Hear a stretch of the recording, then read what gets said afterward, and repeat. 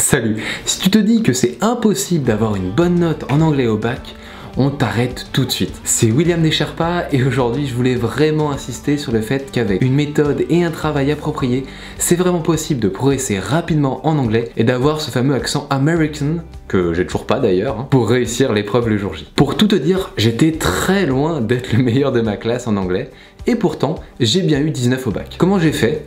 Bah oui, j'avais une langue à peu près correcte. Oui, je faisais pas trop de fautes. Et oui, j'avais des idées pas trop bêtes. Mais surtout, j'ai travaillé l'anglais intelligemment pour maximiser ma note au bac. Et c'est justement tout le sujet de la vidéo d'aujourd'hui, avec 10 conseils à mettre en place au plus vite. Let's go!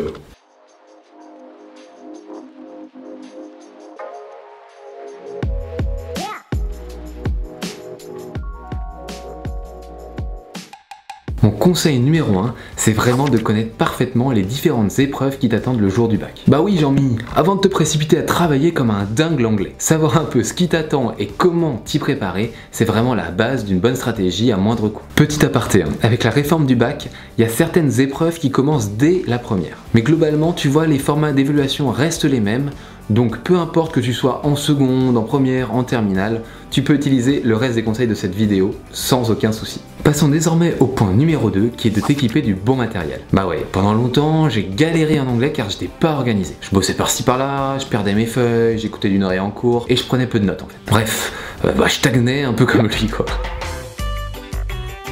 Donc avant de rentrer dans le dur de la méthode pour progresser, la première chose qu'on va faire, c'est t'équiper du bon matos. Numéro 1, enfin number 1 plutôt. Prends-toi un cahier au format A4 ou au format américain, truc un peu comme ça, bien sûr j'ai pas le bon format. Ce que tu peux faire, c'est au début, tu vas mettre la grammaire et tes corrections d'examen, et ensuite tu le retournes et hop, au dos, tu vas mettre le travail sur les notions, la civilisation. L'idée c'est de ne pas hésiter à coller directement tes feuilles volantes, le but c'est vraiment que tu as toutes les infos vues en cours, dispo à un seul endroit, pour les revoir facilement. Le deuxième truc dont il faut t'équiper, c'est d'un petit cahier d'erreurs. En gros, un format de 48 pages en 17 par 22, c'est idéal, puisqu'il rentre facilement dans ton sac et que tu pourras le trimballer un peu partout avec toi. Comme son nom l'indique, il va te servir à noter toutes les étourderies, les erreurs que tu n'arrêtes pas de faire.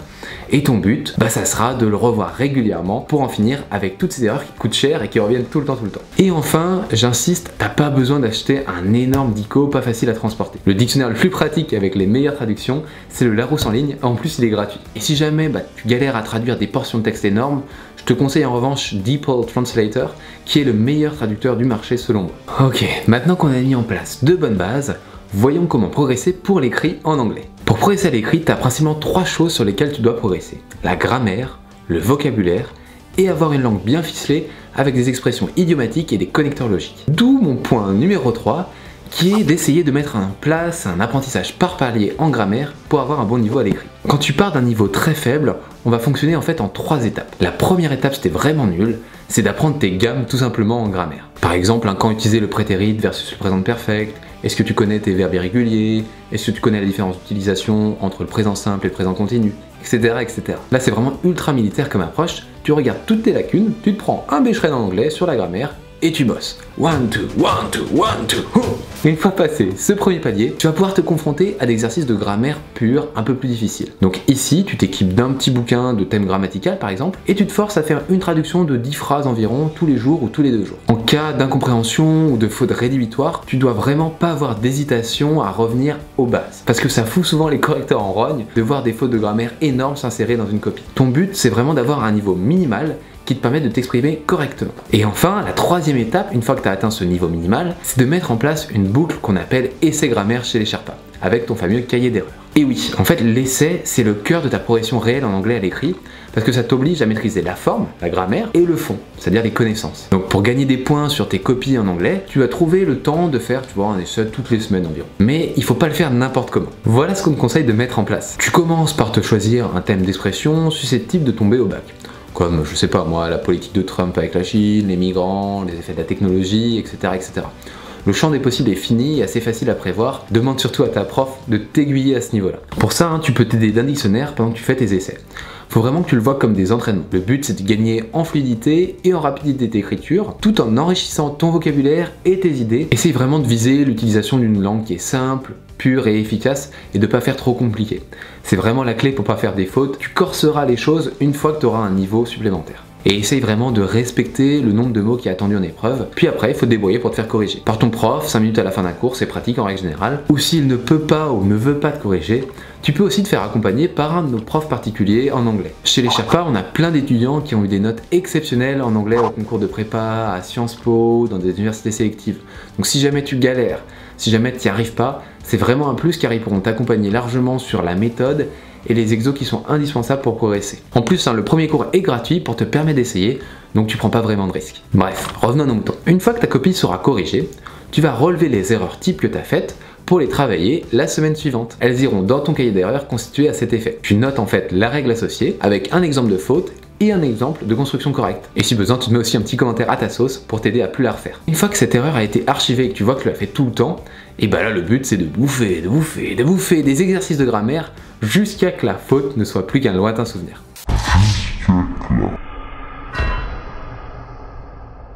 Maintenant que tu maîtrises bien la grammaire, il va falloir que tu améliores et que tu enrichisses ton vocabulaire.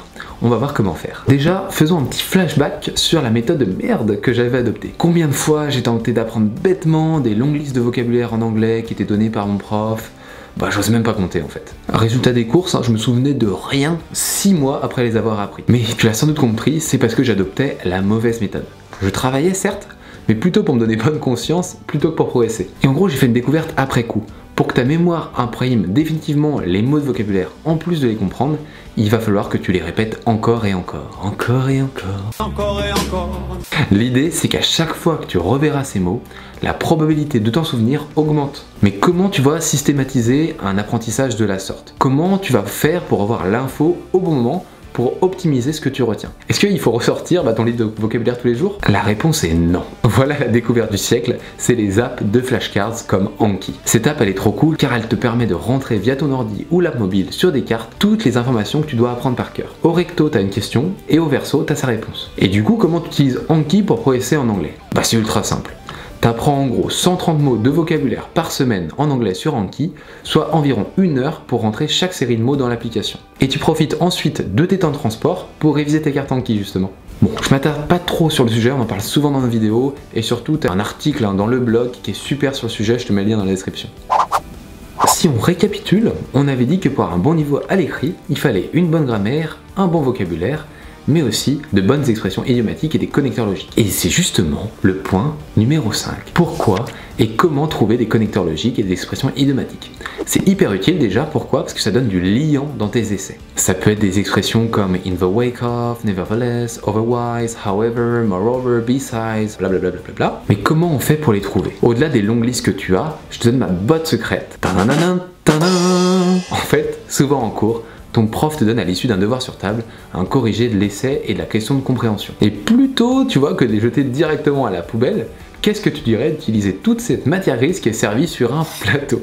Bah ouais, ton prof de langue, il utilise sûrement de superbes expressions idiomatiques que tu vas pouvoir réutiliser ensuite dans tes propres copies. Alors au lieu de faire comme tout le monde et de prendre tes expressions sur internet ou dans des bouquins, bah t'as tout à portée de main via ton prof. Et il reste plus qu'à te servir. Et encore une fois, tu peux mettre le tout dans Anki pour bien t'en souvenir. Alors je t'explique comment moi je faisais. En gros, bah voilà, là tu as l'essai de mon prof, et derrière, je récupérais la substantifique moelle des différentes expressions qui étaient utiles. Évidemment, là, le niveau est un peu élevé parce que c'est de la prépa HEC, mais à partir de ce corrigé, je regardais les expressions qui donnaient du liant, puis je me les notais dans mon cahier, et je les rentrais dans Anki ensuite. C'est tout simple, c'est tout con et ça marche hyper bien. Et puis sinon, classique, on t'a aussi sorti un article de référence qui recense l'ensemble des expressions idiomatiques.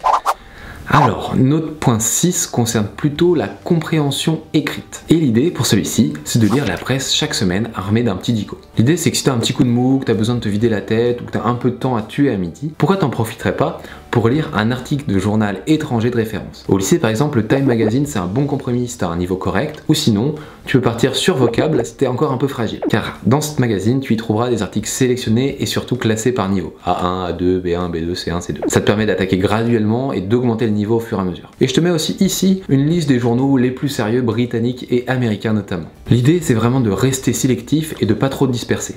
Essaie de te tenir au courant des sujets d'actualité et d'augmenter ton niveau à peu de frais. Il faut vraiment pas que tu perdes de temps, donc profites-en aussi pour enrichir ton vocabulaire en traduisant les mots ou les expressions que tu ignores et en notant les passages les plus pertinents. Ensuite, pour mon point numéro 7, je voulais vraiment insister que la clé de la réussite en anglais, c'est la régularité. Bah oui, tu l'as sans doute compris désormais, mais l'avantage de cette méthode que je te présente à l'écrit, c'est qu'elle permet de travailler les langues avec consistance et avec régularité, en couvrant absolument tous leurs aspects et sans te laisser déborder. Pour ça, il faut vraiment donc t'essayer d'adopter une sorte de mini planning en anglais qui est efficace. Par exemple, tu pourrais faire 30 minutes d'anglais par jour, avec un peu de vogue sur Anki et un article de presse, puis une journée où tu prends 1 heure pour entrer du vocabulaire sur Anki, une autre journée pour faire un essai pendant 1 heure, 1h20, et le reste du temps, soit entre 2 heures et 4 heures, tu peux faire des gammes, des exercices de grammaire et du thème grammatical.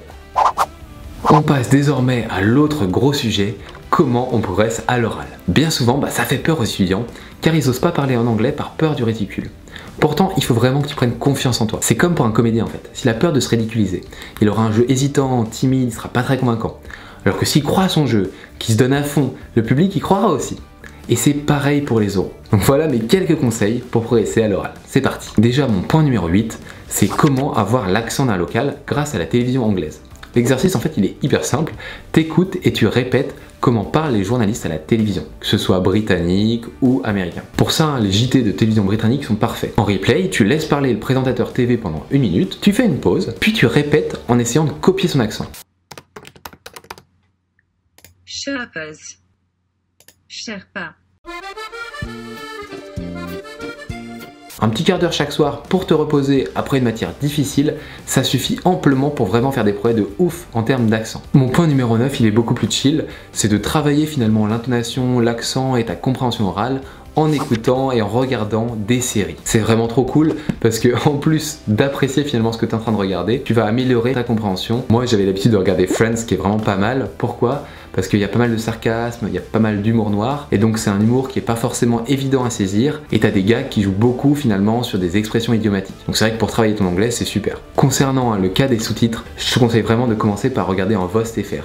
Mais l'idée c'est vraiment d'être actif. Écoute en plus de lire. Encore une fois, quand tu vois des expressions ou des mots qui sont utiles, tu les notes dans ton carnet, donc tu es toujours dans une optique d'apprentissage. Allez, on finit cette vidéo avec mon dernier conseil. Pour avoir une bonne note à l'oral, il faut que tu sois passionné et souriant. Une bonne intonation de voix, ça passe aussi par la passion avec laquelle tu fais ton commentaire tout simplement. Et oui, j'ai bien dit le mot passion. Même si ça te gave de parler pour la énième fois des lieux et formes du pouvoir, ou encore de l'idée de progrès, ou des mythes et héros. Il faut que tu donnes l'impression que ça t'intéresse sincèrement.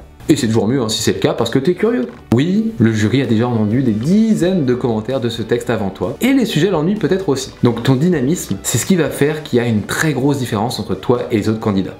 Donc n'oublie pas de sourire, d'être sympathique, et de donner envie finalement à ton correcteur de te mettre une bonne note. Donc module ton ton, mets en valeur tes propos, tout en travaillant ta façon de t'exprimer. Tu peux accentuer les mots-clés en les prononçant plus fort que le reste de la phrase, ou tu peux prendre une voix un peu plus aiguë quand tu abordes une idée importante, ou un peu plus grave quand tu vas finir une phrase. Bref, faut vraiment faire des variations et faire en sorte que ton jury soit emporté par tes mots et ta façon de te comporter. Et voilà, j'espère que cette vidéo t'a plu. Si oui, abonne-toi, lâche un pouce bleu et n'hésite pas à nous lâcher aussi des commentaires. Ciao ciao!